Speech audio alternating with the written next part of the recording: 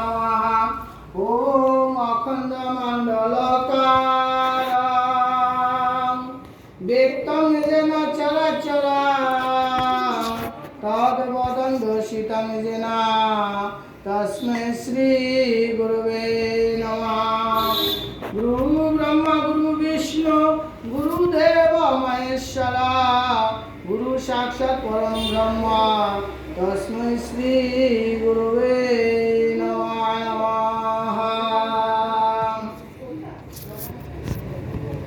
একটু বলবেন বল শ্রীমদ্ ভগবদ্ গীতা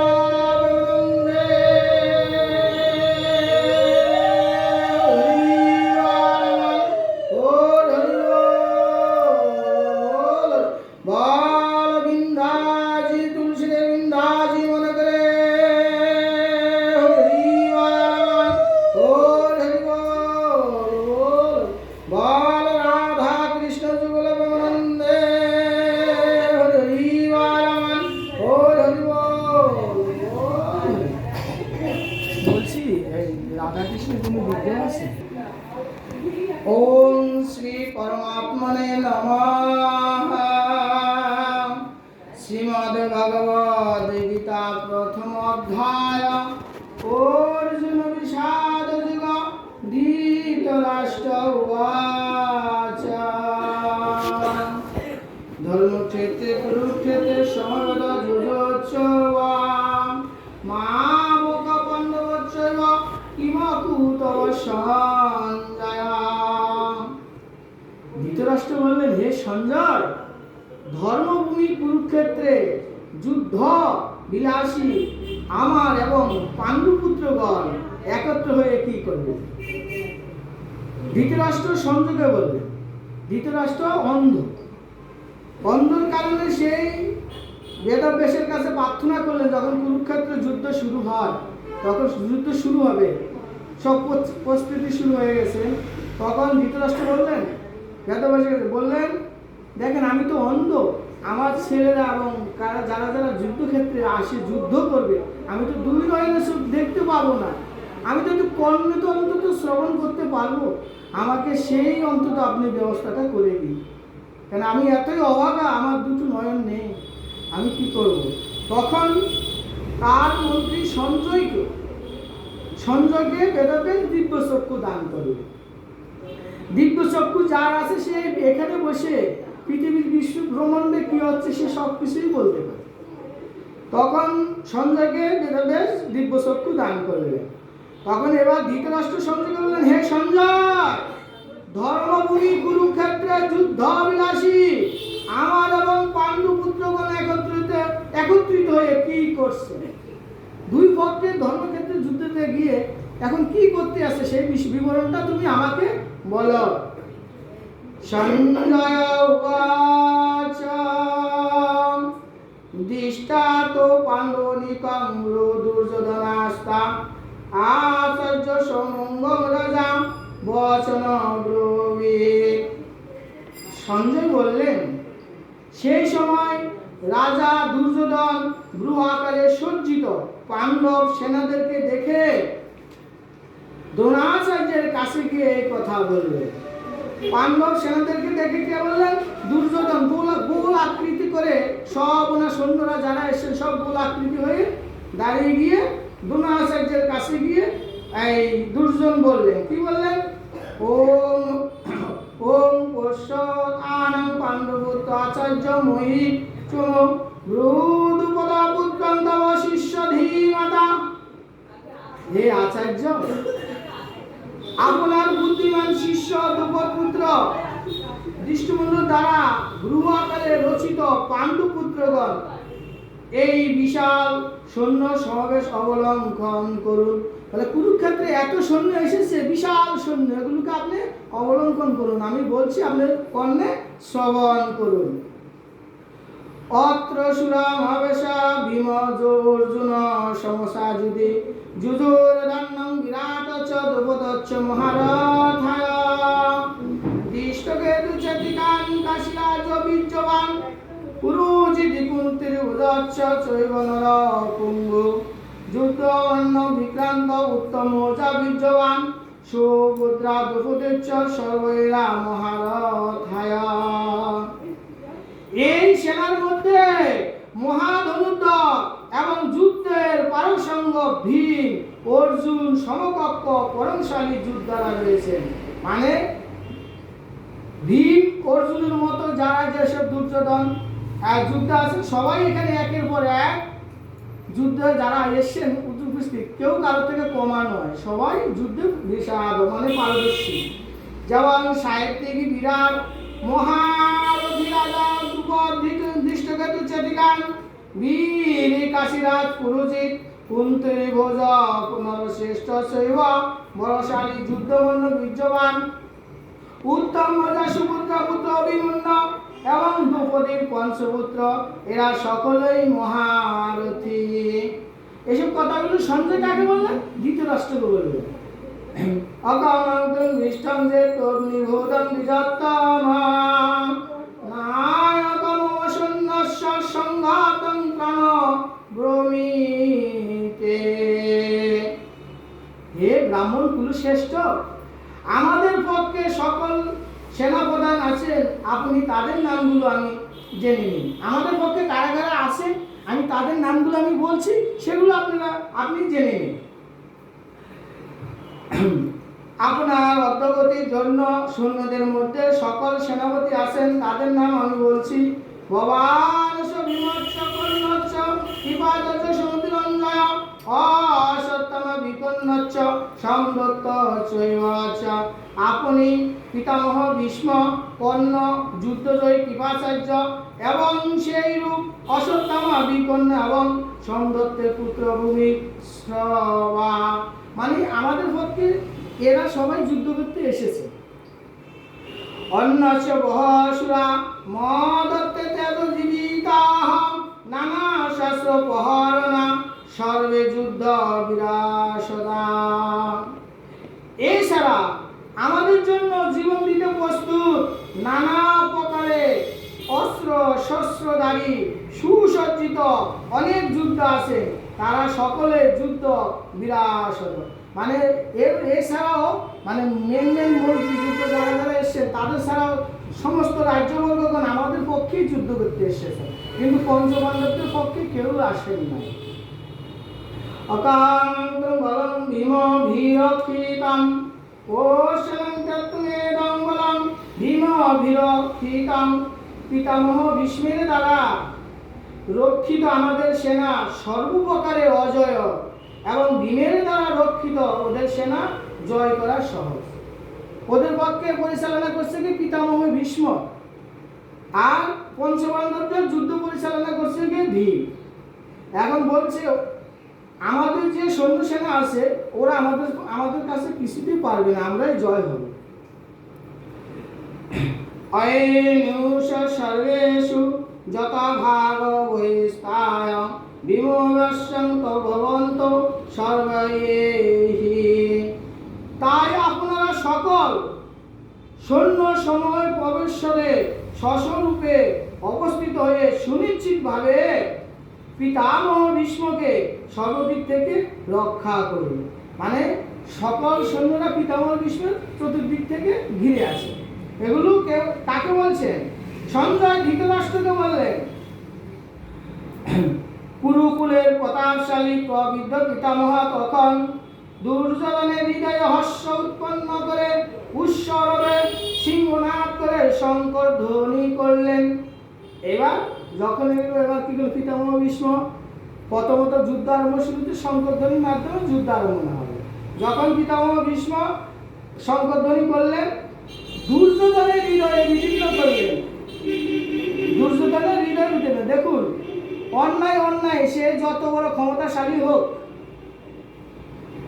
যে যত বড় মন্ত্রী হোক, নেতা হোক, অন্যায় যখন সে কিন্তু বিশাল ক্ষমতা, আপনার হেঁটে যাবে কিছু মনে হবে না, কিন্তু অন্তরে যে একটা ভয়, আমি অন্যায় করেছি, এই ভয়ভীতটা সবাই হবে, সে যত বড় শক্তিশালী হোক না কেন। যখন পিতামহ ভীষ্ম শঙ্করধ্বনি করলেন, তখন দুর্যোধনের পক্ষে যারা যুদ্ধ করতে এসছে তাদের হৃদয়ের মধ্যে হালকা করে একটা কামড় দিয়েছে, বিদীর্ণ করে। কেন পঞ্চপাণ্ডবদের হৃদয়ে কোনো কামড় দিলেন না? তারা তো সৎসঙ্গে মানে ধর্মকে রক্ষা করার জন্য তারা যুদ্ধের প্রস্তুত নিচ্ছিলেন, এবং যুদ্ধ তো ওরা করবেনই না। তবু ভগবান লীলার মাধ্যম দিয়ে আমাদের যুদ্ধ পরিচালনা করা হচ্ছে। শুধু কাদেরকে? মানবদেরকে বোঝানোর জন্য আমাদের গীতা, এই গীতা আমাদের শ্রবণ করা উচিত। মানুষের হৃদয়কে কঠোরতার থেকে এই গীতা পাঠের মাধ্যমে, যারা গীতা পাঠ করেন, এই গীতা পাঠ করলে মনের যে কঠোরতা হৃদয়, সে আস্তে আস্তে হালকা নরম হয়ে যাবে। মানুষের প্রতি দয়া, মায়া, অনুশীল এগুলো উদয় হবে। তারপর শঙ্খ, নারকা, ঢোল, মৃদঙ্গ, রণসিংহা ইত্যাদি সকল বাদ্য একসঙ্গে বেজে উঠলেন। সেই রণধ্বনি খুবই ভয়ঙ্কর হয়ে উঠলেন। তারপরে শ্বেত অশ্বমিত উত্তম রথে উপবিষ্ট ভগবান শ্রীকৃষ্ণ অর্জুন দিব্য শঙ্খ বাদন করলেন। পিতামহ বিষ্ণু পরিবার ভগবান শ্রীকৃষ্ণ শ্বেত অশ্বমিত রথে, মানে সাদা ঘোড়ার উপরে উপবিষ্ট ভগবান শঙ্খধ্বনি করলেন। ভগবান শ্রীকৃষ্ণ পঞ্চক নামক শঙ্খ বাজাইলেন, অর্জুন দেবদত্ত নামক শঙ্খ বাজাইলেন, ঘোর কর্মা ভীমপণ্ডক নামক শঙ্খ বাজাইলেন। কুন্তির পুত্র রাজা যুধিষ্ঠির অন্তর্বিজয়ক নামক শঙ্খ বাজাইলেন। নকুল সুকোষ নামক শঙ্খ, সহদেব মণিপুষ্পক নামক শঙ্খ বাজাইলেন। প্রত্যেক যোদ্ধারা একটা শঙ্খর নাম আলাদা আলাদা, সেই ধরনের শঙ্খ প্রত্যেকে বাজিয়েছেন যুদ্ধক্ষেত্রে গিয়ে। হ্যাঁ, হে রাজন, মহাধনুর্ধর কাশীরাজ, মহারথী শিখণ্ডীয়, দৃষ্টদ্যুম্নের রাজা বিরাট, অজয় সাত্বিক রাজা, দ্রৌপদীর পঞ্চপুত্র এবং মহাবীর অভিমন্যু, এরা সকলে পৃথক পৃথক ভাবে নিজ নিজ শঙ্খ বাদন করলেন। সেই তুমুল শব্দ আকাশ পৃথিবী কম্পনমান করে, অর্থাৎ আপনার পক্ষে যুদ্ধে যোগদানকারীদের হৃদয়ে বিদীর্ণ করলেন। এই যে শঙ্করধ্বনি ঢোল নাটা বাজালেন, এত তুমুল শব্দ, এই দুর্যোধনের পক্ষে যারা যারা যুদ্ধ করতে এসছে তাদের হৃদয়ের মধ্যে কামড় দিয়ে দিলেন। তারা কিন্তু একজন থেকে একজন ক্ষমতাশালী কম নয়, কিন্তু কেন কামড় দিলেন? ওরাও জানে আমরা মানে শরীরের জোরে অহংকার বশতে আমরা পঞ্চপাণ্ডবদের সঙ্গে যুদ্ধ করতে না লিপ্ত হয়ে আমরা দুর্যোগ হয়ে গেলাম। এই জন্য তাদের পাপ আচরণ করার জন্য তাদের হৃদয়ের মধ্যে কামড় দিয়েছে। হে রাজন, এই অস্ত্র নিক্ষেপের সময়, অর্থাৎ যুদ্ধ অবকালে কপিত রথ অর্জুন যুদ্ধার্থে ধৃতরাষ্ট্রের পরিজনদেরকে দেখে ধনুক উত্তোলন করে ঋষিকেশ শ্রীকৃষ্ণকে বললেন, হে অচ্যুত, আমার রথ থেকে উভয় সেনার মধ্যে স্থাপন করুন। যখন শঙ্করধ্বনি করলেন, অর্জুন কি বললেন? ভগবানকে বললেন। ভগবানের কিন্তু অনেক নাম, যেমন অর্জুন বললেন, হে ঋষিকেশ, হে ঋষিকেশ, হে শ্রীকৃষ্ণ, হে অচ্যুত, আমার রথ থেকে উভয় সেনার মধ্যে নিয়ে স্থাপন করেন, মানে সবার মাঝখানে নিয়ে আমার রথ থেকে আপনি স্থাপন করবেন। যতক্ষণ না যুদ্ধক্ষেত্র অবশিষ্ট, এই যুদ্ধ বিলাসী বিপক্ষ যোদ্ধাদেরকে ভালো করে দেখি যে এই মহামরণে আমাকে কাদের সঙ্গে যুদ্ধ করতে হবে, ততক্ষণ রথ থেকে ওইভাবে রাখুন। কি বললেন? এই মহামরণে আমি কাদের সঙ্গে যুদ্ধ করতে হবে, যতক্ষণ পর্যন্ত আমার আত্মীয় স্বজনদেরকে না দেখতে পাই ততক্ষণ পর্যন্ত আপনি রথ থেকে ওইভাবে মাঝখানে রেখে দেবেন। আজকে দেখেন, ভগবান কিন্তু ভক্তের কথা শুনছেন। কেন শুনছেন? ভক্ত সেই ধরনের মানে ভগবানকে ডেকে হৃদয়ে এনে আজকে ভগবান তার কথায় শুনে রথ যে বাজে বলছেন, ভগবান সেই বাজে কিন্তু রথ চালাচ্ছেন, তাই তো ভগবদ্গীতায় বলছেন।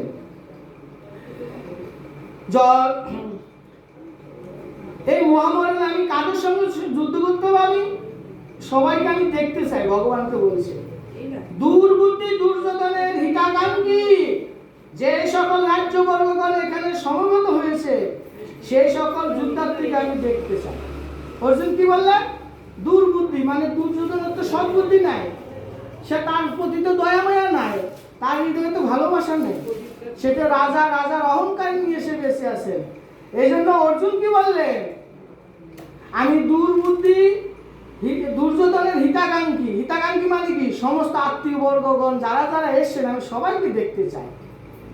এই মহাভারত আমি কাদের সঙ্গে যুদ্ধ করতে চাই, আমি সেই জন্য রথ থেকে উভয় মাঝখানে নিয়ে ভগবান আপনি দয়া করান, আমি সবাইকে একটু দেখব।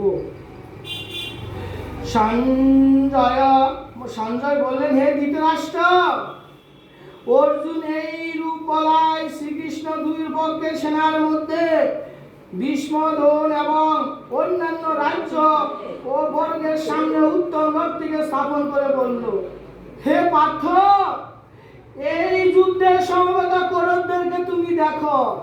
কি বললেন ভগবান? বলছেন, হে পার্থ, এই যুদ্ধের সমবেত কৌরবদেরকে তুমি দেখো। ভগবান বললেন,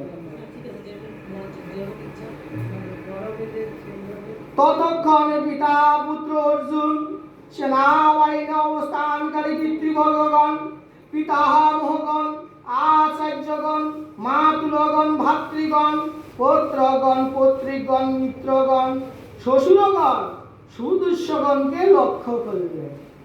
এই যুদ্ধক্ষেত্রে যত আত্মীয় স্বজন বর্গাদি এসেছে, শ্বশুর মানে শেয়ালোক সম্বন্ধী যারাই এসছেন, সবাই যুদ্ধক্ষেত্রে উপস্থিত সেই সকল বন্ধু বান্ধবদেরকে দেখে কুন্তির পুত্র অর্জুন করুণার্দ্র হয়ে বিষণ্ণ চিত্তে বললেন, অর্জুন এবার কাঁদতে কাঁদতে বললেন, করুণা, সে তো দয়াময়ের শরীর, সে তো ধর্ম রক্ষা করার জন্য। অর্জুন উবাচ,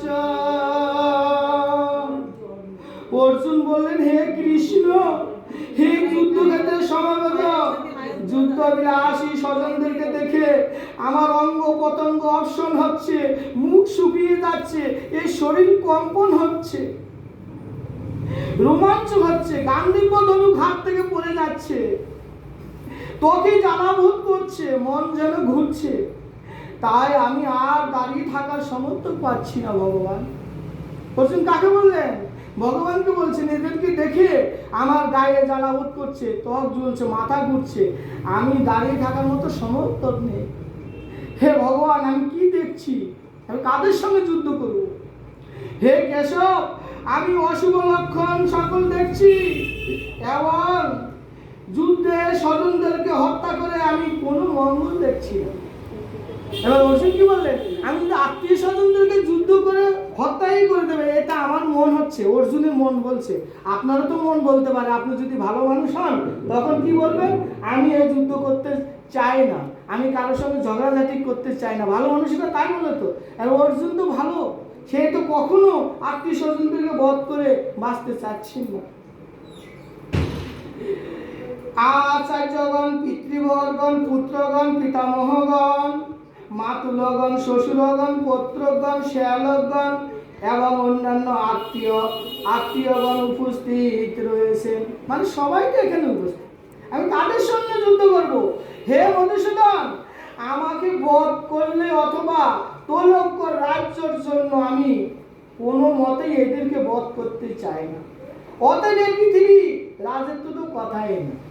আর এখনকার আমরা আপনার মতো মানুষকে যদি বলে কোনো ক্ষমতাশালী ব্যক্তি আপনার এই পৃথিবী দিয়ে দেবে, রাজ্য চালানোর পরিকল্পনা, আপনি যুদ্ধ করেন, আপনি কি বলবেন? আমি তো একটা মোকা পেয়ে গেছি, আমি যুদ্ধতে দাঁড়িয়ে যাই। আর অর্জুন কি বলছেন? অর্জুন বলছে, দেখেন, এই আত্মীয় স্বজনদেরকে বধ করে আমি বাঁচতে চাই না। তোলক্য মানে কি? ভগবান পৃথিবী বিশ্বব্রহ্মাণ্ড সবকিছু রাজত্ব দিলে হোক, আমি যুদ্ধ করতে চাই না, আমি যুদ্ধ করতে চাই না। ভগবান, হে মধুসূদন, আমি যুদ্ধ করতে চাই না। হে জনার্দন, ধৃতরাষ্ট্রের পুত্রদেরকে বধ করে আমি কি রূপে সুখী হব? এই সকল আত্মীয়দেরকে বধ করলে তো আমার বড় পাপ হবে। এবার যারা ভালো মানুষ তারা কখনো মারতে যাবে? এবার অর্জুন তো ভালোবাসার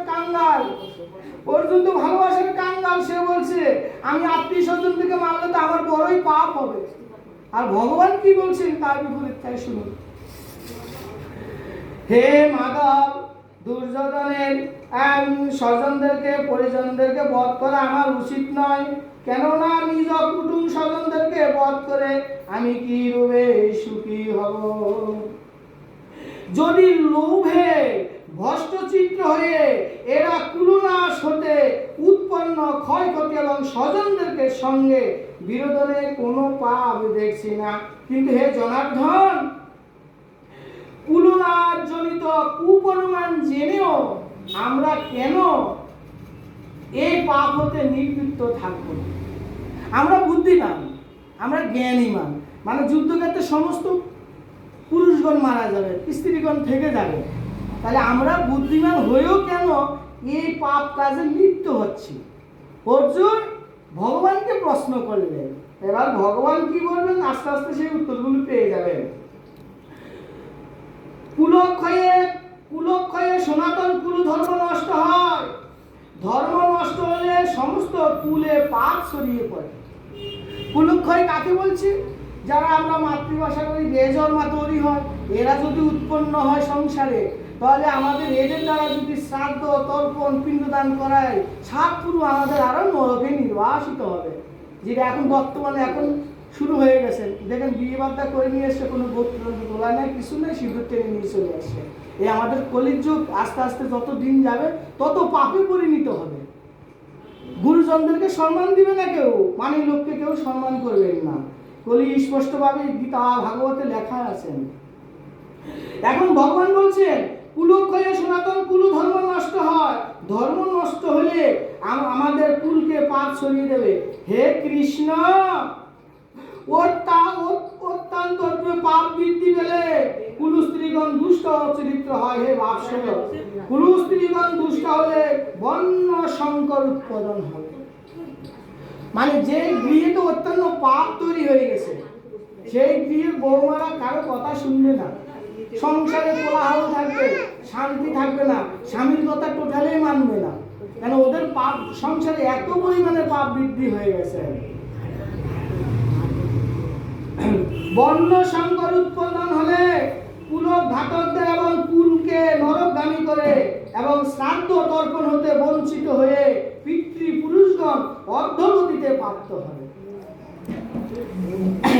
এই সকল বন্য সংকর কারক দোষে কুলনাশকারীদের সনাতন কুলধর্ম জাতি ধর্ম নষ্ট হয়ে যাবে। এসবের কারণে আমাদের জাতি ধর্ম সবকিছু নষ্ট হয়ে যাবে। হে জনার্দন, আমরা শুনিয়েছি যাদের কুল ধর্ম নষ্ট হয় তাদের অনিশ্চিতকাল পর্যন্ত নরকে বাস করতে হবে। কি বলছে? যাদের কুল ধর্ম নষ্ট হয়ে যাবে তাদের অনিশ্চিতকাল পর্যন্ত নরকে বাস করতে হবে। হাই দুর্ভাগ্য, আমরা বুদ্ধিমান হয়ে কি মহাপাপ করিতে প্রবৃত্ত হয়েছি। রাজ্য সুখ ভোগের আশায় স্বজনদেরকে বধ করতে উদ্যত হয়েছি। কি বলছেন? এই রাজ্য এবং সুখ ভোগের আশায় আত্মীয় স্বজনদেরকে বধ করতে উদ্যত হয়েছি। অর্জুন ভগবানকে বললেন, যদি আমাকে শাস্ত্র রহিত প্রতিকারহীন অবস্থায় দেখো শাস্ত্রধারী ধৃতরাষ্ট্রের পুত্ররা বধ করে, তবে সে মৃত্যু আমার পক্ষে কল্যাণজনক মনে হয়। অর্জুন কি বলছে? শাস্ত্র মতে, বিধি মতে, ধর্ম মতে যদি ধৃতরাষ্ট্রের পুত্ররা দুর্যোধন আমাকে মেরে দেয়, তাও আমার মনে হচ্ছে সেই মৃত্যু আমার পক্ষে কল্যাণজনক হবে। অর্জুন কি বললেন? কল্যাণজনক হবে। আর আমরা যদি হতাম তাহলে বলতাম না, আমি উঠে দাঁড়াই, আমি যুদ্ধ করে ওদের মেরে দিয়ে রাজত্ব দখল করব। অর্জুন কি বোঝাইলেন? অর্জুন বলছেন না, আমি ওদেরকে মারতে চাই না, বাবা আমাকে মেরে দিক, তবু আমি এদেরকে মারতে চাই না, এই রাজ্য বুক সুখের আশায় না।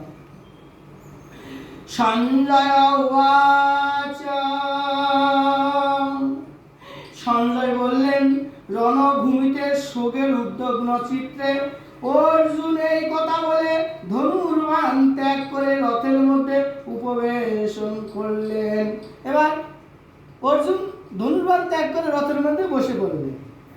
ওম তৎসৎ শ্রীমদ্ ভগবদ্ গীতা উপনিষদ ব্রহ্মবিদ্যা বিষয়ে যোগ শাস্ত্রে শ্রীকৃষ্ণ অর্জুন সংবাদে অর্জুন বিষাদ নামক প্রথম অধ্যায় সম্পূর্ণ হলো। বল সে হরিবালমান ও হরি বল, বল হরি পরমাত্মনে নমঃ। দ্বিতীয় অধ্যায় সাংখ্যযোগ। সঞ্জয় উবাচ। সঞ্জয় বললেন, ওই প্রকার করুণদ্র অশ্রুপূর্ণ আকুললোচনে বিষণ্ণ চিত্তে অর্জুন তখন ভগবানকে এই কথা বললেন। অর্জুন আবার কান্না করতে করতে কথাগুলো বলছেন ভগবানকে। কি বলছেন ভগবানকে শুনুন। শ্রী ভগবান উবাচ। ভগবান শ্রীকৃষ্ণ বললেন, হে অর্জুন, এই অসময়ে তোমার মধ্যে এই রূপ মোহ কোথা থেকে? শ্রেষ্ঠ ব্যক্তিরা এই রকম আচরণ করেন না, এই মুখ্য স্বর্গ বা কীর্তি কোনোটাই প্রদান করেন না। শ্রেষ্ঠ ব্যক্তি কারা? মুনি ঋষি যারা যারা এক টাকা চাইবে না, কখনো চাওয়ার আশা করবে না, তারাই শ্রেষ্ঠ ব্যক্তি। যারা চায় তারা কোনোদিনও শ্রেষ্ঠ ব্যক্তি হতে পারে না। এবার সাধু বলেন, বৈষ্ণব বলেন, যারাই বলেন না কেন, যারা যতক্ষণ নিজের দেহ ধারণ করার জন্য টাকা পয়সা সম্পত্তি চাইবে, তারা কোনোদিনও অনাধিরাধি নিধন ভগবানের চরণ কেউ কোনোদিনও পাবে না। সবে আমরা বেশভূষ নিয়ে এই কলির যুগে বেশ নিয়ে আজকে আমাকে সনাতন ধর্মটাকে নষ্ট করে দিচ্ছে। কেউ বৈষ্ণবদের নীতি কি? দুবারে তিনবারে ভিক্ষা করিবেন, যেমন চাওয়া যাবে না। যাই বলবেন, মাগো তোমার দ্বারে এসেছি, তোমার দ্বারে এসেছি, তোমার যেটুকু প্রয়োজন। এবার আপনি যদি এখনকার বৈষ্ণবদেরকে ভিক্ষা দেন, 1 টাকা 2 টাকা দেন না, তাদের কেমন যেন ঘুমও আসে। তারা কিন্তু অরিজিনাল বৈষ্ণব নয়। যারা বৈষ্ণব 1 বাড়ি 2 বাড়ি ভিক্ষা নেবে, পরের দিনের আশায় একটুকু চালও রাখবেন না। সেটা কে? সে অনাদিরাদি ভগবান শ্রীকৃষ্ণ। পরের দিনের আশায় সে পেতেও পারে, নাও পেতে পারে। সে হবে অরিজিনাল বৈষ্ণব। আর আমরা এখন কেন দেখলাম ভেদধারী বৈষ্ণব? আমি ঘৃণা করি না কাউকে, কিন্তু আমাদের সনাতন ধর্মটাকে এইভাবে মানুষ নষ্ট করে দিচ্ছে। আচ্ছা, কারো প্রতি কারো ভালোবাসা নেই, কারো প্রতি কারো সম্পর্ক নেই। একজন ছেলে মার সঙ্গে ভালো সম্পর্ক নেই, স্ত্রী তার স্বামীকে ভালো শ্রদ্ধা করে না। যেই যতটাই আপনি মদের মাথায় ঘন্টা ঘন্টা জল ঢালেন না, কোনো ঘন্টা স্বামীকে যদি আপনি অশ্রদ্ধা করেন, কোনো জায়গায় আপনি গিয়ে ভগবান পাবেন না। একদম লেখে তো।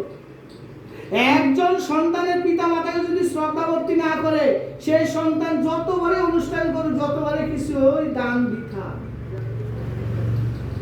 ওই কর্তব্য বৃথা। একটা সন্তান যদি প্রতিদিন পিতার মাতাকে প্রণাম করে কোনো কাজে যায়, তা সে কার্য সিদ্ধি হতে বাধ্য। হাঁটু করে প্রণাম করে। প্রণাম তো এখন আমাদের স্টাইল। এই হলো ঠাকুরকে অসম্মানী করা, এই আঙ্গুল দিয়ে দেখায়। এটা কাকে দেখায়? আমরা যখন ঝগড়া লাগি তখন এই আঙ্গুলটা দেখায়। এই জন্য দেখবেন, যখন পুজো পাঠ শ্রাদ্ধের ক্ষেত্রে ঠাকুরের সাথে যখন আসে, 3টা আঙ্গুল 2টো আঙ্গুল বাদ দিয়ে পুজো পাঠ করতে বলেন। কেন? এই আঙ্গুলটা আমরা সর্বদা ঝগড়াঝাটি করার জন্য দেখায়। আর এই আঙ্গুলটা যখন বিবাহ করেছিলেন, মাতৃকোল থেকে আপনাকে আপনার স্ত্রী যখন নিয়ে নিয়েছেন, তখন এই কেনে আঙ্গুলটা ধরে ধরে ঘুরছিলেন। এর অনেক হিস্টোরি আছে। এই জন্য এই দুটো আঙ্গুল অনেক সময় অনেক কাজে লাগে না, আবার কিছু কিছু সময় কাজে লাগে। আজকে একজন স্ত্রী স্বামীকে পুজো করলে ভগবানকে পুজো করা লাগে না। জ্যান্ত ভগবান ঘরেই আছে, কিন্তু আমরা সেটা তো হচ্ছে না। আপনাদেরও দোষ না, দোষ হচ্ছে আমাদের কলির প্রভাব। কলিতে ধরুন, সত্য যুগে আমাদের প্রাণ ছিল ব্রহ্মতালুতে। আর কোনো খাওয়া দাওয়া, আমরা যখন এখন খাওয়া টাকা পয়সা ইনকাম করি, তখনকার মানুষের ধ্যান যোগটাই হলো ওদের ধর্মকর্ম ছিল, ধ্যানের মাধ্যম দিয়ে। যখন ধ্যানের মাধ্যম দিয়ে সত্যযুগ শুরু হয়ে গেছে, তখন তো ধ্যান, তাদের তো পাপে লিপ্ত নয়। যখন সত্যযুগ শেষ হয়, তখন আংশিক পাপ লিপ্ত হয়। তারপরে যখন সত্যদাপর যুগ চলে আসে, তখন আমাদের এই যে প্রাণ থাকে রক্তের মধ্যে প্রাণ ছিল আমাদের মানুষের। যখন রক্তের মধ্যে প্রাণ থাকে তখন আমাদের চাওয়া হওয়ার তো কিছুই নাই, জ্ঞানের মাধ্যম দিয়ে কাটিয়ে দিচ্ছে। তখন এক ভাগ পাপ তৈরি আস্তে আস্তে শুরু হলেন, এক ভাগ। তারপরে যখন তারপর ত্রেতা যুগ আসলেন, ত্রেতা যুগের মানুষের প্রাণ ছিল অস্থির মধ্যে, মানে অস্থি মানে হাড়ের মধ্যে। তাহলে তখন আমাদের কর্ম করার প্রয়োজন ছিল না, ওই ধ্যান করে কর্ম করে আপনার এই জীবন ধারণ শুরু হয়ে গেল। তখন এই ত্রেতা যুগে তখন আস্তে আস্তে আপনার এই পাপের ভাগ দুভাগ শুরু হয়ে গেলেন। এইবার আমাদের 84টা নরককুণ্ড, সত্য যুগে আংশিক গেলেন একটা, দাপর যুগে একটা, ত্রেতা যুগে 3টা হয়ে গেল। এবারে কলির যুগে বাদবাকি নরককুণ্ডগুলো রয়েছে। তো ভগবান যে বাণীগুলো দিচ্ছেন আদৌ কোনোটা মিথ্যা নয়। দেখেন, যায় গীতায় লেখা আছে, ধায় ভাগবতে লেখা আছে, আমাদের পৃথিবীতে এখন সেগুলোই হচ্ছে। একটা কোথাও বাইরে দিতে নেই, একটাও না, সব ওই গ্রন্থ অনুযায়ী চলছে। এবার কলির যুগের প্রাণ হলো অন্যের মধ্যে। আপনি যদি খাওয়া দাওয়া না করেন তাহলে আপনি পেট রিজিক চলবে না, বাঁচতে পারবেন না। এই জন্য আমাদের এই যুগের পাপের হার হচ্ছে বেশি, এবং এই পাপের ভাগকে আমরা পরিপূর্ণ করার জন্য এখন অনাধিকারী ভগবান শ্রীকৃষ্ণের শরণাপন্ন হতে হবে।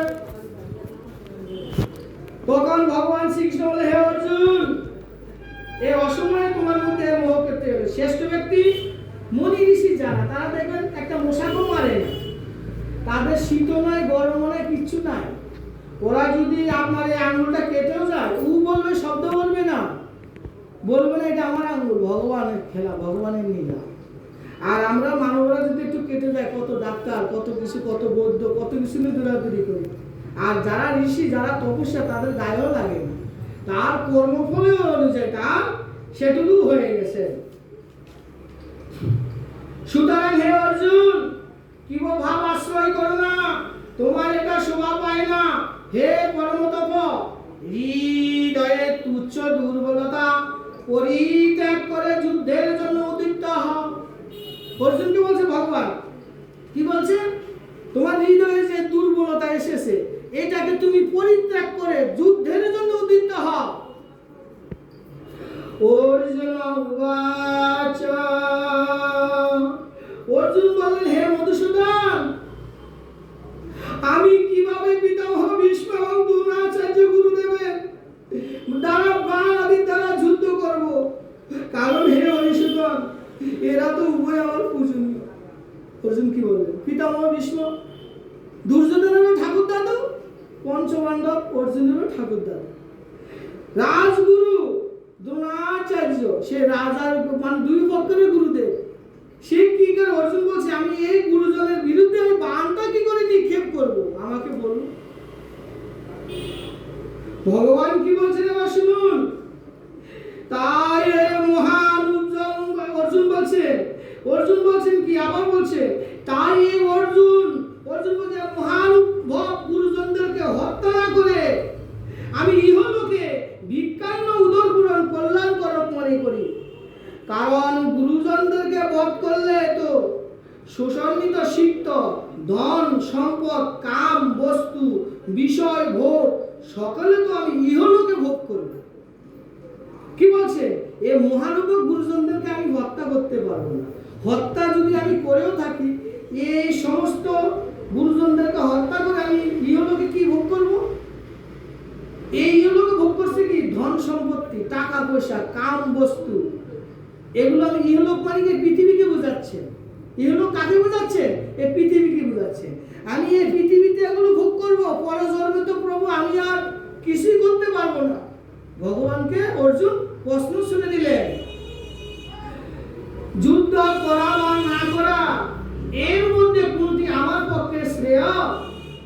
আর আমরা জয় হব না ওরা জয় হবে, জয় করবেন তাও আমি জানি না। যাদেরকে বধ করে আমার বাঁচতে ইচ্ছা নাই, আমাদের সেই আত্মীয় ধৃতরাষ্ট্রের পুত্রগণ আমাদের বিপক্ষে যুদ্ধ করতে প্রস্তুত। অর্জুন কি বললেন? আমার আত্মীয় স্বজনদেরকে হত্যা করে আমার ইচ্ছা নাই, আমার বাঁচতে ইচ্ছা করে না। তবু আমার যুদ্ধ করতে তোমার ভগবানের প্রতিশ্রুতির কারণে আমি যুদ্ধ করতে বাধ্য হচ্ছি। এই কাপুরুষতার রূপে দোষে আবির্ভূত স্বভাবে ধর্মভীরু মূলচিত্ত হয়ে আপনাকে জিজ্ঞাসা করিয়াছি যে আমার পক্ষে যাহা নিশ্চিত কল্যাণকর তাহা আমাকে বলুন, কারণ আমি আপনার শিষ্য, আপনার শরণাগত, আপনার আমাকে শিক্ষা দিন। অর্জুন কি বললেন, হে ভগবান, যুদ্ধ করা বা না করা, জয় হব না না হব আমি কিছুই জানি না। আমি ধর্ম মতে বিধি মতে যেন পাপ কাজে লিপ্ত না হয় সেই কাজ আমাকে বলুন, কেন আমি আপনার শিষ্য, আপনি আমাকে সেটাই শিক্ষা দিন। কেন আমি কোন কর্ম করলে আমি পাপ কাজে লিপ্ত হব না। হে ভগবান, আমি আপনার শিষ্য, আপনার শরণাগত হয়েছি, আপনি আমাকে এটা শিক্ষা দিন, এই কথা আমাকে বলে দিন। কারণ পৃথিবীতে নিকট ধন ধান্য সমৃদ্ধ রাজ্য এবং দেবগণে প্রভুত্ব লাভ করলেও আমি সেই উপায় দেখছি না যা আমার ইন্দ্রিয় সনাতন দূর করতে পারে। এবার অর্জুন কি বললেন, এই পৃথিবী নিকটে তো ধন টাকা পয়সা সমস্ত কিছু দিলে, দেব দেবীদের ধন সম্পত্তি দিল, আমার মনের মধ্যে যে করুণা দয়া হয়েছে আমি এটা দূর করতে পারছি না প্রভু। কাকে বলছেন? ভগবানকে বলছেন। সঞ্জয় উবাচ, সঞ্জয় বললেন, হে রাজন, নিদ্রাদয় অর্জুন অন্তর্যামী শ্রীকৃষ্ণকে এই রূপে আমি যুদ্ধ করব না, এই কথা বলে স্পষ্টভাবে বলে নীরব হলেন। এতক্ষণ যে কথাগুলো বললেন এগুলো সঞ্জয় ধৃতরাষ্ট্রকে বলতেছিলেন। এবার কি বললেন? অর্জুন বলছেন, আমাদের আত্মীয় স্বজনদেরকে দেখে, আপনার ছেলে সন্তানকে দেখে, কেন আপনি তো কাকা, আপনার ছেলে সন্তানদেরকে দেখে এই অর্জুন যুদ্ধ করবে না বারণ করে দিয়েছে। বলছে আমি যুদ্ধ করব না। অর্জুন বলছে আমি যুদ্ধ করব না, আমি ভিক্ষা করে খাবো, ওরা মেরে দিক তবু আমি যুদ্ধ করব না। এই কথা বলে ধনুর্বাণ ত্যাগ করে রথের মধ্যে উপবেশন হয়ে বসে পড়লেন। হে ভরতবংশী ধৃতরাষ্ট্র, অন্তর্যামী শ্রীকৃষ্ণ উভয়ের সেনার মধ্যে শোকমগ্ন অর্জুনকে যেন হাসতে হাসতে এই কথা বললেন। এবার ভগবান, অর্জুন কান্না করছে, হৃদয় ফেটে যাচ্ছে, যুদ্ধ করলে এত পাপ হবে। আর ভগবান তখন হেসে হেসে কথাগুলো বলছে, তখন কেমন লাগে বলেন? ভগবান আমার হাস্যার কথা বলছে। ভগবান কি বললেন? শ্রী ভগবান উবাচ, ভগবান শ্রীকৃষ্ণ বললেন, হে অর্জুন, যাদের জন্য তোমার শোক করা উচিত নয় এমন মানুষদের জন্য তুমি শোক করছো, আবার পণ্ডিতের মতো কথা বলছো, কিন্তু পণ্ডিত ব্যক্তিগণ জীবিত মৃত কারোর জন্য শোক করে না। দেখবেন যারা অরিজিনাল ঋষি, অরিজিনাল পুরুষ, তারা মরে গেলেও আনন্দ নাই, বাঁচলেও আনন্দ নাই। তাদের কাছে দুইজন যাবেন, ঝগড়াঝাটি করে তারা দুইজনকে সমান উপদেশ দেবে। আর একজন আমাদের মতো সকাম ব্যক্তিদের কাছে বুদ্ধি চাইতে যাবেন, আপনাকে দিবে এক বুদ্ধি, আরেকজনকে দিবে আরেক বুদ্ধি। মাঝখান দিয়ে কি বলুন তো, দুইজনের রেশারেশি করে বিশালশালী হবে, টাকা পয়সা মাঝে দিয়ে ওরাই নষ্ট পাবে। এই হলো আমাদের সকাম ব্যক্তিদের কামনা, বুঝতে পারছে? আর অর্জুনের কামনা তাই নয়। অর্জুন বলছে না, আমি এসব করবো না। আর ভগবান কি বলছে শুনেন, এমন নয় যে আগে আমি ছিলাম না, তুমিও ছিলে না, এই রাজ্যবর্গ ছিল না, পরেও যে আমরা সকলে থাকবো না তাও না। মানে আগের জন্মে যে আমরা ছিলাম না তাও না। কিন্তু অর্জুন, তুমি জানো না, আমি জানি। এবং এই যে রাজ্য, এই যে আজকে ইনি চলে গেছেন, ইনি কি বাড়ি গাড়ি নিয়ে গেছেন? কিছু নিতে পারছেন?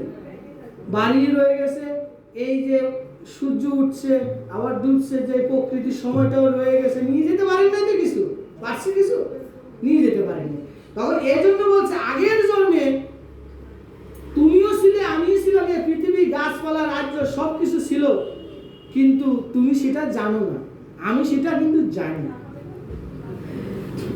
এবং তা যে এরা পরবর্তী যে থাকবে না তাও নয়, সবাই থাকবে, কিন্তু আমি আর তুমি কেউ থাকবো না। আপনিও থাকবেন না, আমিও থাকবো না।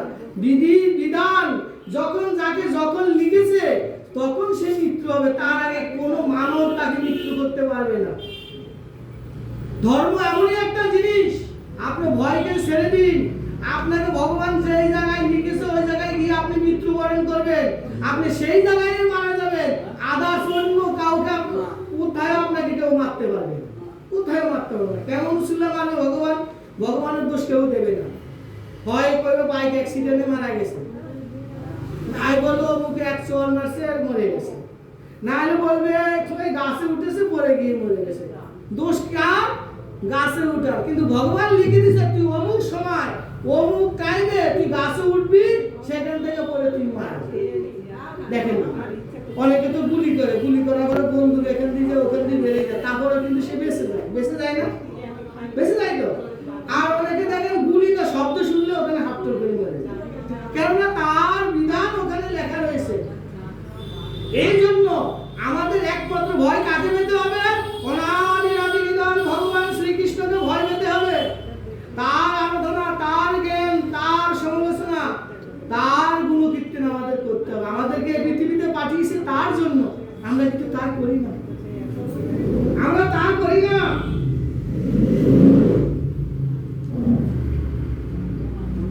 বলছি যেমন জীব আত্মা এই দেহে কুমার যৌবন বার্ধক্য আসেন, তেমনি দেহ প্রাপ্তি ঘটে, ওই বিষয়ে ধীর ব্যক্তিগণ মোহগ্রস্ত হন।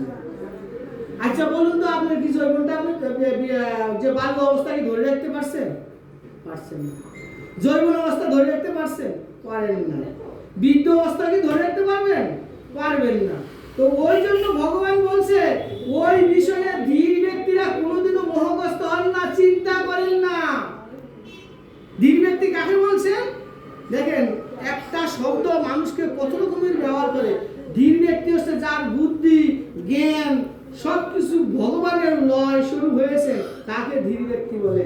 যে এখানে বসলে বসে আপনি চরণে হাত দিলে আপনার মনটা শান্ত হয়ে যাবে, দেহটা শান্ত হয়ে যাবে, পবিত্র হয়ে যাবে। আগে দেখেন আগের গোসাইরা গুরুদেবরা মাথায় হাত দিত, শরীরটা কেমন ঠান্ডা শীতল হয়ে যেত। আর ভগবান না করুক এখন গুরুদেবরা হাত দেয় মাথায়, আরো শরীর চঞ্চল হয়ে যায়। কেন? তাদের মধ্যে একনিষ্ঠ নেই। তাদের মধ্যে কি কি আছে? শুধু খাই ভাব, আমি কার থেকে কিভাবে টাকা নেব, কার থেকে কিভাবে অর্জন করবে। এই বাজে আজকে মানব জন্ম আমরা শেষ করে দিচ্ছি গো।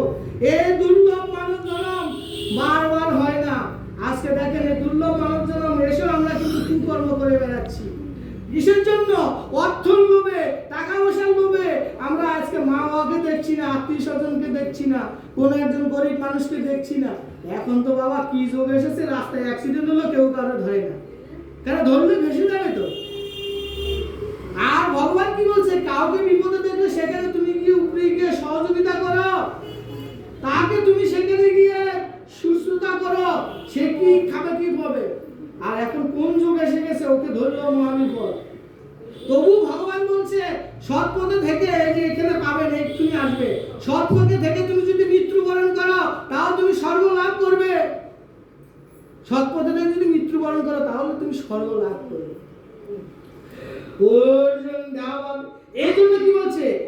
আমরা যেমন কুমার অবস্থা ধরে রাখতে পারি না, যৌবন অবস্থাও রাখতে পারছি না, বৃদ্ধও পারবো না, এবং যখন আমাদের এই দেহের থেকে প্রাণ চলে যাবে তখন কেউ আটকাতে পারবেন না।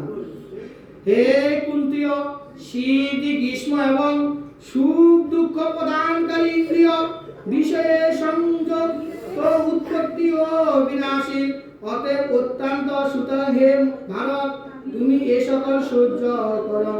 যেমন সাধুরা দেখেন শীত লাগলে শীত বলে না, গরম লাগলে গরমও বলে না। অরিজিনাল সাধু যারা বলছে যেমন তোমার শীতকে সহ্য করতে হবে, গরমকেও সহ্য করতে হবে, কিন্তু দুঃখকেও তোমার সহ্য করতে হবে, আর সুখকেও সহ্য করতে হবে। দুইজন যদি না থাকে তুমি সুখ দুঃখের মর্ম কিচ্ছুই বুঝবে না। আজকে যদি সারা জীবন ভালোই চলে যান, আপনি দুঃখের কপালটা কিছুই বুঝবেন না। আজকে এই জন্য ভগবান কাউকে এই জন্মে সুখী রাখে, পরের জন্মে তাকে আবার দুঃখে রাখে। কেন? ভগবানকে কারার জন্য। কেন? আর আমরা যদি এই চা হওয়া ছেড়ে দিই, তাহলে আমরা অনাদিরাদি নিরল ভগবানের চরণে যেতে পারি। কিন্তু আমরা তো নিষ্কাম ব্যক্তি নয়, আমরা সকাম ব্যক্তি। কারণ হে পুরুষশ্রেষ্ঠ, দুঃখ সুখ দুঃখ সমবিশিষ্ট যে ধীর ব্যক্তি ইন্দ্রিয় বিষয়ে সংযত বিচলিত করতে পারে না, তিনি মুক্ত লাভের অধিকার হন না। যে আপনি যখন দুঃখ হয়, কষ্ট হয়, অনেক সময় বলেন না ভগবানের উপরে ভগবানের উপরে অনেক কষ্ট আসে, এত ধর্ম করছি, এত কোনো পাপ করছি না, তো ভগবান আমাকে এত কষ্ট দিচ্ছে, এত কষ্ট দিচ্ছে, আমি আর ভগবানকে ডাকবো না, আমি আর ভগবানকে ডাকবো না। কলিযুগের মানুষের অন্তরে এতটাই আমরা এই অহংকার বর্জিত। দেখেন, এই ভগবান পেতে গেলে কি করতে হয় দেখেন। আজকে যখন কুরুক্ষেত্র যুদ্ধ শুরু হয়, দুর্যোধন 166 ব্যঞ্জন রান্না করে ভগবানকে নিমন্ত্রণ করেছিলেন। আর বিদুরের বউ তার পুরের ঘর বেরাও না, সে কান্না করছে, প্রভু দুর্যোধন 164 ব্যঞ্জন রান্না করে তোমাকে ভোগ নিবেদন করবে, আর প্রভু আমি তোমাকে যে দুটো বাতাসা দেবো, নকুলদা দেবো, তাও নেই।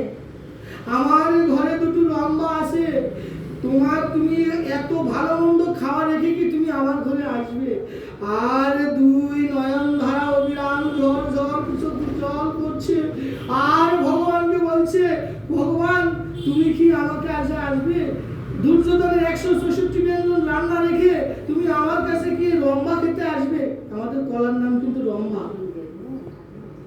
কাঁদছে আর বলছে, আর পুজো দিচ্ছে, কাঁদছে আর বলছে পুজো দিচ্ছে। ধর্ম করলে এরকম ভাবে ধর্ম করুন, অনাদি নিধন ভগবান।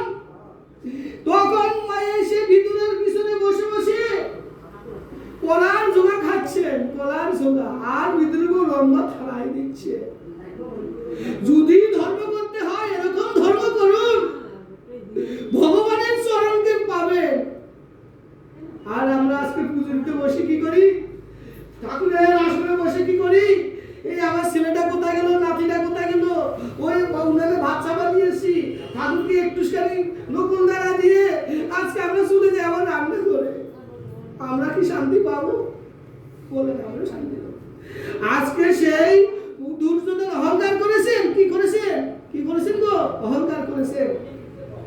আমি আজকে ভগবানকে 164 ব্যঞ্জন রান্না করে খাওয়াবো, শুধু এটুকু বলেছেন তার বাড়িতে। অন্তর্যামী ভগবান বলেছেন, হায় রে দুর্যোধন, তোর এই অহংকারের প্রসাদ আমি সেবা করি না। আমাকে দুই নয়নের চোখের দ্বারা, এই গঙ্গা বর্ষিত চোখের দ্বারা যে জল দিয়ে আমাকে সেবা নিবেদন করে, আমি তা একমাত্র তার সেবা গ্রহণ করি। তাহলে ধর্ম করুন, এইভাবে করুন, তাহলে আপনাদের সংসারে শান্তি হবে, মঙ্গল হবে। আর আজকে বলুন, আমাদের সনাতন ধর্মে আমরা লজ্জিত, আমরা মেরুদণ্ডহীন। আমরা আমাদের ছেলে সন্তানদেরকে সপ্তাহে একদিন বলি না, গীতা পাঠ করো। কি বলি? বাবা বইটা নিয়ে যা, এই বই না করলে বড় বড় চাকরি পাবি না, বড় বড় জায়গায় যেতে পারবি না। ও আজকে চাকরির আশা করতে করতে মা বাবা আর খেতে পারে না। কি করে? ছেলে ভালো চাকরি করে বিদেশে চলে যাচ্ছে, বাইরে চলে যাচ্ছে, মা বাবা এখানে দুঃখে দুঃখে কপাল খুঁড়তে খুঁড়তে জীবন চলে যাচ্ছে। আজকে কেন? আমরা আজকে ভগবানের এই গীতায় যদি সকল সন্তানেরা ছোট কাল থেকে যদি পড়তো, পিতা মাতার উপর অবহেলা করতো না, এই সংসারে যদি সব মায়েরা পড়ে, বাবারা পড়ে, সবাই যদি গীতা পাঠ করে, গীতা সংস্কৃত করে, কিচ্ছু লাভ নাই, কেউ বুঝবেন না। বুঝবেন কি? সংস্কৃত বলে গেলাম, কিছু বুঝবেন না। কিন্তু বাংলার মাধ্যম দিয়ে আপনার এই কঠোর হৃদয়কে যদি না বোঝানো যায়, তাহলে সেই গীতা পাঠের অসার্থক জীবন হয়। ভগবান এই যে আমার মতো অধমকে এখানে পাঠিয়েছে, আমি এই ভগবান বলাচ্ছে বলে আমি এত কিছু বলতে পারছি না। আমার কি ক্ষমতা আছে বলে? ভগবান, আমার কোনো ক্ষমতা নেই। আজকে ভগবান বলছে বলে আমি এখানে বলতে পারছি, নাহলে আমার কোনো এই পাঠের অধিকারই নেই। আজকে আমরা বিছানার থেকে নেমে নামার আগে আমরা ছেলেরা ডান পায়ে দেবো মাটিতে, মায়েরা বাম পায়ে দেবো, বসুমাতাকে প্রণাম করবো, এই বসুমাতা তোমার উপরে আমি এই যে বিচরণ করব, তুমি এই আমার প্রণাম গ্রহণ করে তোমার এই সন্তানকে তুমি সেইভাবে পরিচালনা করো। আজকে আমরা কোনো সনাতন ধর্মীয় লোক করি, বিছানার থেকে উঠে তো চলে আসি, তারপরে ওখান থেকে এসে আমি একটু মন্দির প্রণাম করি, প্রণাম করে একটু সকালবেলা এসে সূর্যকে প্রণাম করি। সূর্য মনে কি বা তো কঠিন, জবা কুসুম সংকাশন কাশ্যপ্রিয়ং মহাদুতি কান্তারিং সর্বপাপগ্ন পুনতস্মি দিবাকরম ভগবতে শ্রী সূর্যায় নমঃ। কথার মধ্যে কি বলে দিছে, হে সূর্যদেব, আজকে আমি তোমাকে সাক্ষী করি যে কোনো কর্মতে যাব, আমার সর্বপাপ তুমি মুক্ত করে আমাকে তোমার শরণাগত হয়ে আমাকে পূর্ণ কাজে পরিচালনা করো। আজকে যদি আমরা সকল সন্তান সকল মানুষ যদি এইভাবে পরিচালনা করি, কারো প্রতি কারো হিংসা আসবে, কারো প্রতি কারো নিন্দা আসবে, তখন কি হবে? ভগবান কি বলছে? তখন একজনের প্রতি একজন সহানুভূতি আসবে। হে রাধে রাধে, হরে কৃষ্ণ, হে গোবিন্দ। সবার মনে সুখ শান্তি প্রভৃতি দাও প্রভু। তাই বলছে ভগবান বিষয়, কারণ হে কুরুশ্রেষ্ঠ, সম দুঃখ সমভাবে মুখ্য লাভে কি বলছে কি, যে দুঃখ সুখকে সমানভাবে দেখবে, মানে আপনার দুঃখকে সমান দেখতে হবে, সুখকেও সমান দেখতে হবে। যে ব্যক্তি দুটাকে উভয়ভাবে সমানভাবে দেখেন, সেই একমাত্র মুখ্য লাভের অধিকার হন। আর যে ব্যক্তিরা দুঃখকে দুঃখ বলে মনে করে, সুখকে সুখ বলে মনে করে, তারা জীবনে কোনোদিনও মুখ্য লাভের অধিকার হতে পারে না। মুখ্য লাভ কাকে বলছে? মুখ্য লাভ মানে কি? ভগবানের দর্শন, ভগবানের চরণ, ভগবানের সেবা, এটা বলে মুখ্য লাভ। অসৎ বস্তুর সত্তা নেই এবং আর সৎ বস্তুর কিন্তু অভাব নেই। দেখবেন অসৎ বস্তুর হঠাৎ করে টাকা পয়সা গাড়ি অনেক কিছু করে ফেলবে। বর্তমানে যে রাজনীতির ব্যাপার নিয়ে দেখেন, কেউ আমাদের কত টাকা পয়সা বানিয়ে কত কিছু মেরে দিয়েছে, সবাই কিন্তু জেল খাটতেছে, বড় বড় নেতারা খাটেন না। এজন্য বলছে অসৎ বস্তুর সত্তা নেই, কিন্তু সৎ বস্তুর কিন্তু অভাব নাই।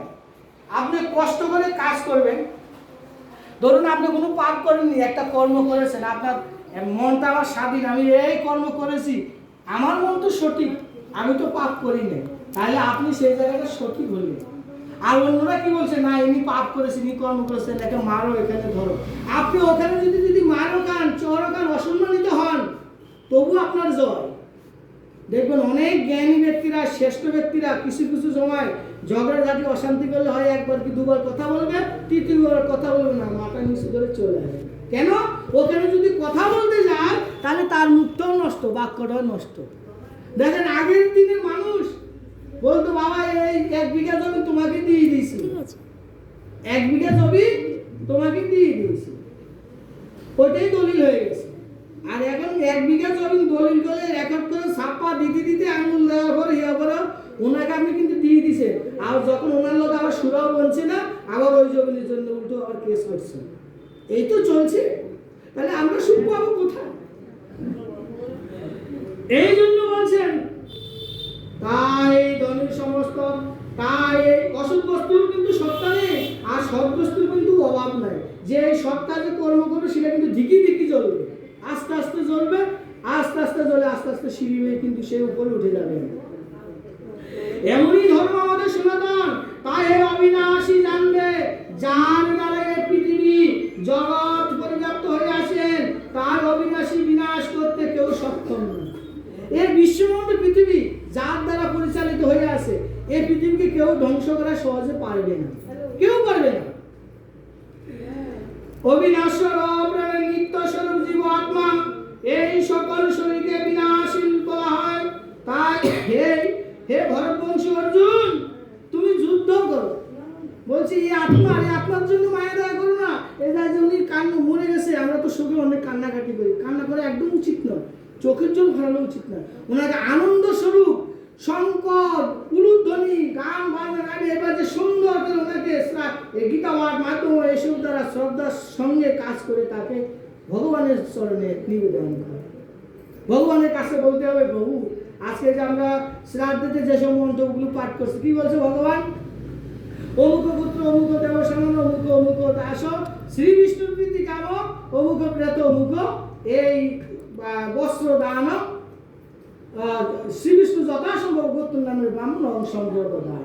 মানে আগে ব্রাহ্মণকে নারায়ণকে দিলেন, নারায়ণ ওনাকে দিলেন, কেন দিলেন? এখন দেখেন এই যে বুঝানো, আজকে আপনি যদি একটা চাকরি করেন বাকরি করেন করতে চান, ধরুন নেতা, এই যে আপনি যদি গ্রামের একজন নেতাকে যদি 500 টাকা দিয়ে বলে ভাই আমার জন্য একটু ঘুষ দিলাম, আমার জন্য একটু উপরে একটু সুপারিশ করুন, সে কিন্তু উপরে আরেকটু করলো, তার থেকে আরেকটু দক্ষিণা নিল। এই মানে আমাদের বাস্তব জীবনটা থেকে উদাহরণ করলাম, তখন তার মনটা একটু খুশি হলো। আপনি গেলে যত কষ্ট থাকুক আপনাকে একটু আপ্যায়ন করবে তো, ও আমাকে 500 টাকা দিয়েছে বা এ করেছে। ভগবান কি বলছে? আমাকে যেসব জিনিস দান কিয়ার দ্বারা এই মানবরা সন্তুষ্ট করবেন, সেইগুলোর দ্বারা তার পূর্বপুরুষ আস্তে আস্তে আমি যতটুকু পাপ কর্ম করেছেন তার মধ্যে দিয়ে সুরাহ করার ব্যবস্থা করবেন। এই জন্য শ্রাদ্ধ হচ্ছে শ্রদ্ধার সঙ্গে করা, শ্রাদ্ধ অহংকার সঙ্গে নয়। আজ আমাদের যে মাথা নেড়া করে না, কেন করে? আপনাকে পণ্ডিত থেকে আমাদের মাথা নেড়া করার কোনো ইয়ে নাই, বলছে আপনি ক্ষয়কার্য কাজ করিয়ে আপনি শ্রাদ্ধ তর্পণ করেন। কেন মাথা নেড়া করা হয়? পিতৃকাজে মাতৃকাজে এই মস্তক মুন্ডন করে করলে তার মনটা পবিত্র ভাব থাকে, উগ্র ভাব থাকে না। এই জন্য আমাদের এই আজকে দেখেন মহাপ্রভু আজকে এই মাথা নেড়া করে আমাদের হরির নাম সংকীর্তন করছেন, যেন মাথা যেন সর্বদা সবার কাছে যেন নিচু থাকে, মাথা যেন উঁচু না হয়। তখন যিনি এই আত্মাকে হতকারিতা মনে করে, একে হতকার অবস্থা যিনি একে নিহত বলে মনে করে, তারা উভয় আত্মার প্রকৃত স্বরূপ জানে না। কারণ আত্মা প্রকৃত পক্ষে কাউকে হত্যাও করে না, কারো দ্বারা হত্যা হয় না। আমাদের যে পূর্ণ আত্মা, পূর্ণ ব্রহ্ম, আপনার মধ্যেও ব্রহ্ম আছে, আমার মধ্যেও আছে, একটা পিঁপড়ার মধ্যেও আছে। একটা পিঁপড়ার মধ্যে যতটুকু প্রাণ, আপনার মতো অত বড় মানুষের মধ্যে ততটুকু, একটা হাতির মধ্যে যতটা প্রাণ আপনার মধ্যে ততটুকু প্রাণ। কিন্তু কেউ দেহ গঠনে বড়, দেহ গঠনে আমরা বড়। এই জন্য আমরা এই দেহের অহংকার করছি, আমরা আসল প্রকৃত ভগবানের কিছুই করি না। আমরা কেউ আসে সুন্দর, কি সুন্দর অহংকার, কি গর্ব, আমি খুব সুন্দর, কেউ অন্ধ আমার পাশে বসবি না। এই যে সুন্দরের কাহিনীটা পরে বলছি, এই যে কেউ অহংকার, আমার এত টাকা পয়সা আছে, আমি ওর পাশে গিয়ে বসবো কিনা, এই একটা অহংকার। দেখবেন প্রকৃত মানুষ যারা, তাদের টাকা পয়সা ধন ধরনের পয়সা করে যদি যারা ধর্মবিরুদ্ধ চলে, তারা কোনোদিনও অহংকার না। আপনার বাড়িতে গিয়ে সিরাকাতায় শুনে থাকবে, সে কিন্তু কোটি কোটি টাকার মালিক। আর যার মধ্যে অহংকার থাকে সে কিন্তু আপনার ওই 2 টাকার মালিক হলে তার বিশাল ব্যাপার থাকে। এই জন্য ভগবান বলছিল প্রকৃতপক্ষে অহংকার করো না। এই আমাদের কার জন্য আমাদের শ্রাদ্ধ করা? প্রেতাত্মার জন্য। প্রেতাত্মা কাকে বলছে? কেন প্রেতাত্মা? আমরা যে আত্মাটা এখানে খাওয়া সর্বদা অখাদ্য কুখাদ্য অনেক কিছু খেয়েছি, এই প্রেতাত্মাটা আমাদের জ্ঞানকে আবদ্ধ করে রাখছে। কি বলছেন? এই আত্মা কখনো জন্মায় না, কখনো মরেও না। আত্মার অস্তিত্ব সাপেক্ষ নয়, কারণ আত্মা জন্মরহিত, নিত্য, সনাতন, পুরাতন। শরীরকে বিনষ্ট হলে আত্মার বিনষ্ট হয় না, পুরাতন শরীরকে বিনষ্ট হলে আত্মার বিনষ্ট হয় না। কিন্তু হে পার্থ, যিনি এই আত্মাকে অবিনাশী, নিত্য এবং জন্মরহিত অভয় বলে জানেন, তিনি কিভাবে কাউকে হত্যা করবেন না, সে কিভাবেই জানেন না। মানে যে আত্মা সম্বন্ধে জানে, যারা মহারিষি, যারা পণ্ডিত ব্যক্তি, যারা ঋষিগণ, তারা তো জানে ওই আত্মার তো কোনো দামে নেই, মানে প্রেতাত্মার কোনো দামে নেই। আত্মা তো জন্ম হলে আবার মৃত্যু হবে, মৃত্যু হলে আবার জন্মাবে, কোনো না কোনো জন্ম। আপনার কিরকম জন্মাবেন? আপনার কর্ম ফল অনুযায়ী। প্রথমত আপনার জন্ম তৈরি হবেন কি? প্রথমত জন্ম তৈরি হবেন গাছ গাছরা, লতা পাতা। আজকে আমাদের সনাতন ধর্ম, এই যে সনাতন ধর্মে আপনি প্রথমত বিভিন্ন রকমের বিষাক্ত কাটা বাটা জন্মগ্রহণ করবে, ওগুলো যখন মৃত্যুবরণ করবে তারপরে পরজন্ম আবার একটা গাছ গাছরা হবে। 1 লক্ষ কতবার যেন গাছ গাছরার মধ্যে জন্ম নিতে পারে। যেমন যখন আপনি বটবৃক্ষ হবেন, বটবৃক্ষ যখন আপনি হবেন, তারপরে যে আপনার বৃক্ষজনির থেকে আপনার মুক্তি হবে, তার আগে মুক্তি হবে না। তাহলে একটা বটবৃক্ষের আয়ু কত বছর? তাহলে এবার বলুন, আমরা কত পুণ্যের ফলে মানব জন্ম সৃষ্টি পেয়েছি, তাই আমরা আজ ভগবানকে কেউ ডাকছি না। ডাকছি কিন্তু সন্তান আদি, টাকা পয়সা, খুন কার, এসব নিয়ে আমরা যে পড়ে আছি। বৃক্ষজনি থেকে যখন আপনি পরিস্থিতি হবে, আপনি কীট পতঙ্গে যাবেন, কীট পতঙ্গে গিয়ে আপনি কত পোকামাকড় হবেন, ছোট পোকা, বিষাক্ত পোকা, ওই পোকা, সেই পোকা। যখন আপনি মৌমাছি রূপে জন্মগ্রহণ করবেন, ওই মধু ভগবানের প্রসাদে নিবেদন হবে, তখন যে আপনি ওই এই কীট পতঙ্গ জনিত থেকে নিস্তার। এই জন্য ভগবানের সেবায় ঘি আর মধু ছাড়া কোনো পূজায় চলে না। আজকে দেখেন, রাধে রাধে, পারি না, ঘি কিনতে যাবেন, ডাল না মিশানো, মধু কিনবেন, রং মিশানো। আজ ভগবানের জন্য এগুলো তৈরি হয়েছে। কেউ কখনো ভগবানকে আপনি যেটা সেবা না করতে পারবেন, ভগবানকে সেটা খাওয়াবেন না।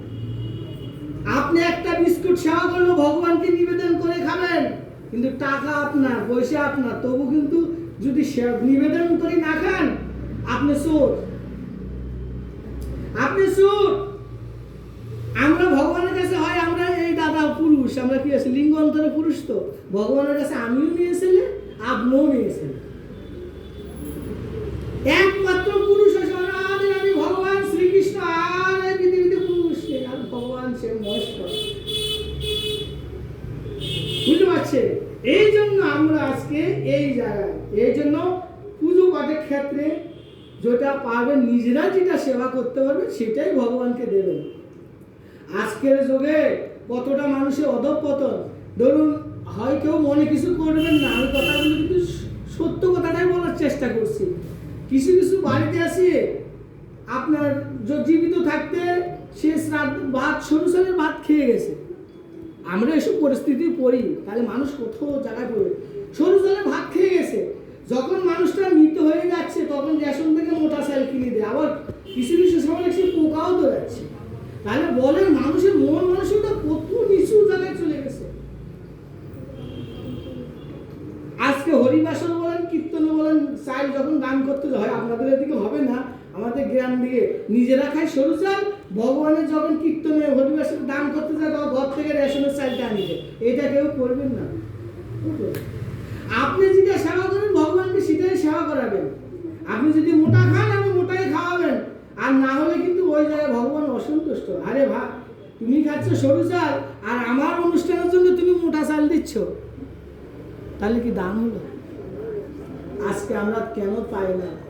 আজকে দেখেন, এই পাড়ার হরিবাসনের লোক বললো, ওই পাড়ার হরিবাসনের লোক আসে না। ভাই, আমাদের শহরের দিকে তো অতটা বোঝা যাবে না, আমাদের গ্রামের দিকে কেন? যদি ধর্মের মধ্যে যারা ধর্ম করে, তাদের মধ্যে যদি অহংকার হয়, আপনার সংসারে এসে সে কি পুণ্যটা করবে বলুন?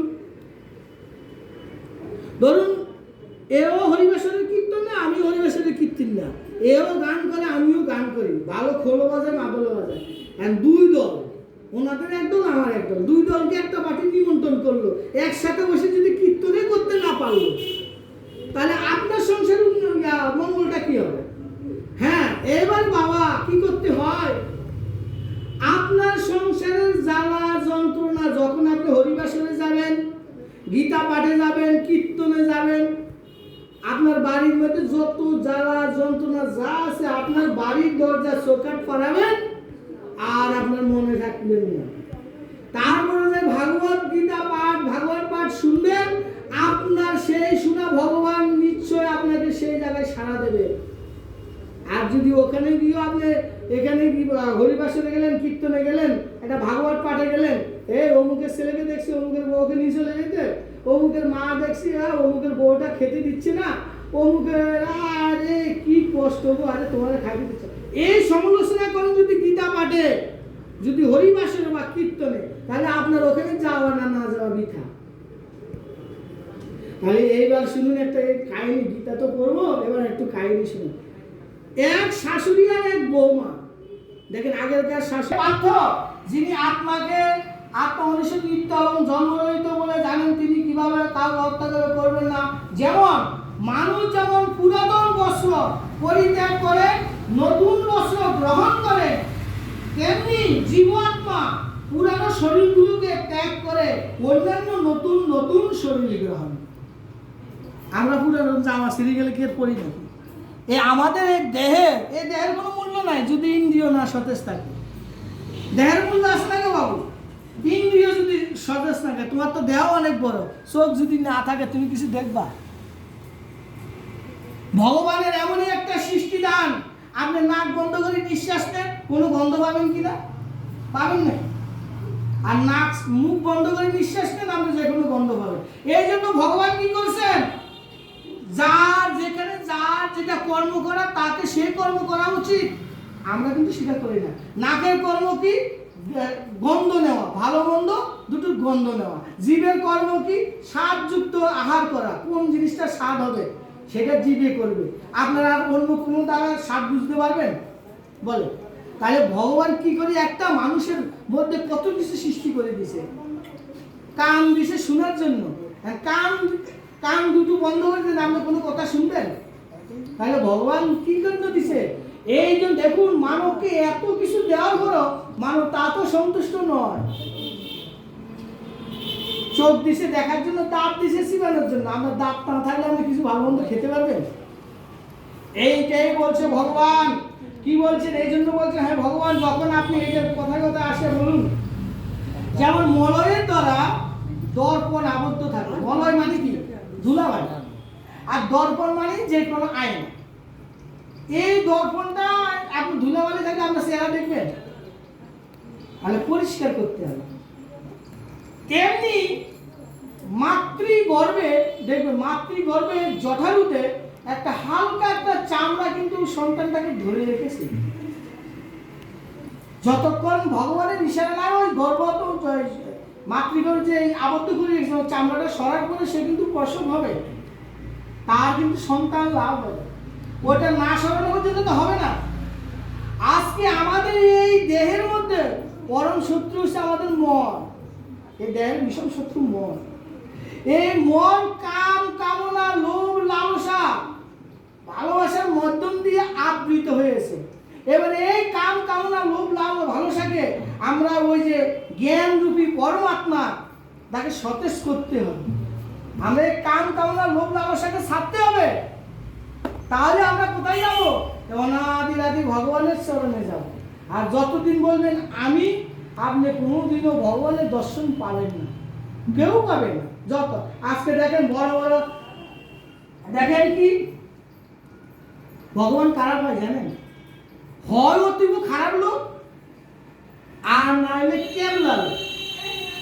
সহজে ভগবান যারা গীতা পাঠক, যারা ভাগবত পাঠক, যারা এই ঋষি, যারা মানে ঋষি হয় সরি যারা গুরুদেব, তারা কিন্তু ভগবান পায় না। তারা কিন্তু ভগবান পায় না। কারা পায়? অতীব হেবলা কেবলা লোক, আর না হলে অতীব একদম খারাপ লোক, এরা ভগবান পায়। কেন পায়? চোর যখন চুরি করতে যায় তখন হৃদয়টাকে ডাকে, ভগবান আমার ছেলে সন্তানকে খাওয়াতে। কার জন্য চুরি করছে? ছেলে সন্তানের জন্য। আমার ছেলে সন্তানকে কালকে অন্ন নাই, যদি আমি চুরি না করি আমার সংসার চলবে না। ভগবান তুমি দেখো, ভগবান তুমি আমাকে বাঁচাও। ডাক্তার কোথা থেকে আসছে? হৃদয় থেকে। আর আমরা যারা আমরা গীতা পাঠ করি, ভাগবত পাঠ করি, তাদের অহংকার কোথায় জানেন? আরে আমি তো ধর্ম নিয়ে আলোচনা করি, কোনো পাপ কাজ করছি না। আমি আমার জ্ঞান বসাতে আমি কোনো পাপ করছি না। আমি ধর্মগ্রন্থ পাঠ করি, পুজো পাঠ করি, জ্ঞান 30 ঘন্টা আমি করছি। আমি তো কোনো পাপ করছি না, আমি তো স্বর্গে নিশ্চয়ই যাব। কি বলছে? আমি শব্দ দেয় স্বর্গে যাওয়ার শব্দ নয়। আজকে কারে কথা উঠছে তাই বলছি, কতটা বলতে পারবো ভগবান জানে। ভগবান বলাচ্ছে বলে বলছি। হয় দেখুন পঞ্চপাণ্ডবটা কেউ মানে ধর্মবিরোধী নয় তো, সবাই তো ধর্মপরায়ণ ছিল। একমাত্র কেন রাজা যুধিষ্ঠির সশরীরে গিয়ে স্বর্গে যেতে পারছে, আদার্স কেন যেতে পারেননি? তাহলে ধর্মটাকে এভাবে বুঝে নেন। আপনার ধর্ম আপনার করতে হবে। আপনার জ্ঞান আপনার ছেলে দেবে না, আপনার স্বামী দেবে না, আপনার বৌমা দেবে না, আপনার মেয়ে দেবে না। আপনার জ্ঞান আপনার অর্জন করতে হবে, আপনার ধর্ম আপনার অর্জন করতে হবে। আপনি যেটা পূর্ণ করবেন সেটার ভাগ আপনারই থাকবে, এবং আপনার পুণ্যর ফলে আপনার স্বামীর স্মৃতিটা, আপনার স্মৃতির অনেকটা উজ্জ্বল থাকবে। আর আপনি যেটা পাপ কর্ম করবেন সেটা স্বামী একটু পাবে না, আর স্বামী যেটা পাপ করবে সেটা স্ত্রী একটু পাবে না। সেটা স্বামীর কর্মফল স্বামীর বুঝতে হবে। এই জন্য বলেন, ভগবান বলছেন, ভাই বলো, বন্ধু বলো, স্ত্রী বলো, পুত্র বলো, কেউ তো কারণ নয়। 2-4 দিনের ভালোবাসা, পথের পরিচয়।